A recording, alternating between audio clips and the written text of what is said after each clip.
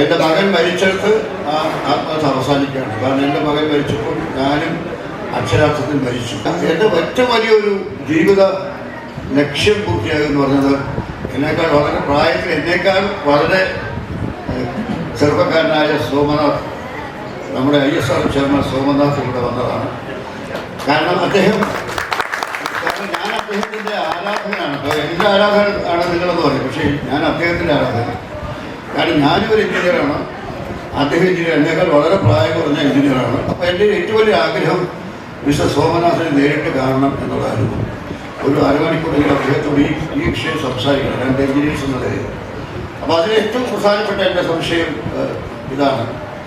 1976 Viking 10 എന്ന് പറയുന്ന നമ്മുടെ സ്പേസ് ഷട്ടില് ചൊവ്വയിൽ ഇറങ്ങുന്നത്. നാസയാണ് ആദ്യമായിട്ട് ചൊവ്വയിൽ കേടകം ഇറക്കുന്നത്. അപ്പോൾ അവിടെ 1976 77 കാലത്താണ് വൈക്കിംഗ് 10, അതിൻ്റെ ഉപകരണത്തിൽ വൈക്കിംഗ് 10 വൈക്കിംഗ് 10. അപ്പോൾ 1976 അവിടെ നിന്ന് മണ്ണെടുത്തുകൊണ്ട് വന്നു. ചൊവ്വയിലെ മണ്ണെടുത്തുകൊണ്ട് വന്നാൽ ഇവിടെ കൊണ്ടുവന്ന് എല്ലാവരും അപ്പോൾ പറഞ്ഞു soil of Mars is red in colour. അതായത് ചൊവ്വയിലെ മണ്ണിന് നിറം ചുവപ്പാണ്. അപ്പോൾ നമ്മൾ പത്രങ്ങളല്ലാതെ വെള്ളക്കാക്ഷരത്തിൽ അച്ചടിച്ചു. പക്ഷേ 5000 വർഷം മുമ്പ് നമ്മുടെ പൂർവികർ, അതായത് വേദവ്യാസന്റെ പിതാവായ പരാശരൻ എഴുതിയ ജ്യോതിഷ ഗ്രന്ഥമുണ്ട്, പരാശര സംഹിത. 5000 വർഷം മുമ്പ് നമ്മൾ പറഞ്ഞിട്ടുണ്ട് എന്താണ്, ചൊവ്വയെ വിളിക്കുന്ന ചുവന്ന ഗ്രഹം എന്നാണ്. നമ്മൾ വിളിക്കുന്നത് ചൊവ്വയെ വിളിക്കുന്നത് അരുണഗ്രഹം, അങ്കാരകൻ, അരുണഗ്രഹം എന്നാണ്. ചുവന്ന ഗ്രഹമാണ് ചൊവ്വ. എങ്ങനെ നമ്മൾ 5000 വർഷം മുമ്പ് അത് കണ്ടുപിടിച്ചു?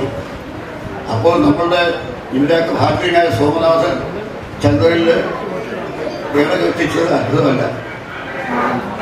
കാരണം ഇതൊക്കെ നമ്മൾ പഠിക്കേണ്ട ഒരു പാഠമാണ്. അതാണ് എനിക്ക് അദ്ദേഹത്തോട് സംസാരിക്കേണ്ടത്. അതായിരുന്നു എങ്ങനെ സംഭവിച്ചു, എങ്ങനെ നമ്മൾ അറിഞ്ഞു, ഭാരതീയർ 5000 വർഷം മുമ്പ് എങ്ങനെ അറിഞ്ഞു ചൊവ്വാഴ്ചയ്ക്ക് ചുവപ്പ് നിറമാണ്.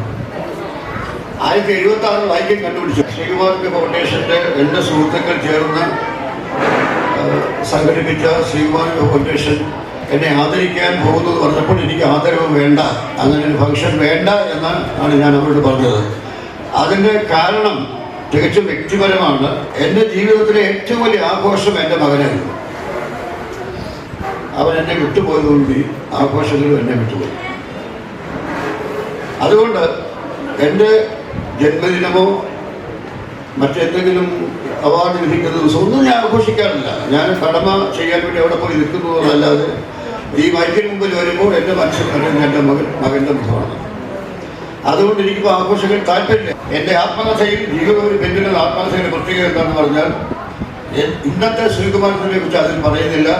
എൻ്റെ മകൻ മരിച്ചിടത്ത് ആ ആത്മകഥ അവസാനിക്കുകയാണ്. കാരണം എൻ്റെ മകൻ മരിച്ചപ്പോൾ ഞാനും അക്ഷരാർത്ഥത്തിൽ മരിച്ചു. പിന്നീട് ബാഹ്യമായ ഒരു ജീവിതം ഇങ്ങനെ തുടർന്നുകൊണ്ട് പോവുകയാണ്. പക്ഷേ നിങ്ങളെല്ലാവരും ഇങ്ങനെ നിർബന്ധിക്കുമ്പോൾ എനിക്ക് പൊന്നാട അണിയിക്കുമ്പോൾ ഇന്ന് വരാൻ ഇരിക്കാൻ നിവൃത്തിയില്ല. അത് നിന്ന് വരികയാണ്. അതുകൊണ്ട് ഒരിക്കൽ കൂടി ഈ എൻ്റെ സുഹൃത്തുക്കളോട്, ശ്രീകുമാരൻ ഫൗണ്ടേഷൻ്റെ പ്രവർത്തകരോട് ഞാൻ ക്ഷമ ചോദിക്കുന്നു. അവർ കാകൂർത്തിയിൽ വെച്ചോ അല്ല അതുപോലുള്ള വലിയ ഒരു സ്ഥലത്ത് വെച്ച് ഈ ഫംഗ്ഷൻ നടത്താൻ ആഗ്രഹിച്ചത്. അത് പാടില്ല എന്ന് പറഞ്ഞത് ഞാനാണ്. കാരണം ഇന്ന് നമ്മൾ അനാഥ കുട്ടികൾ എന്ന് വിളിക്കുന്ന, സത്യത്തിൽ അവർ അനാഥരല്ല. നമ്മളെല്ലാവരും ഉണ്ടെങ്കിൽ നമുക്ക് എങ്ങനെ അനാഥരാണ്? അപ്പോൾ അവരോടൊപ്പം ഇരുന്ന് ഭക്ഷണം കഴിക്കണം.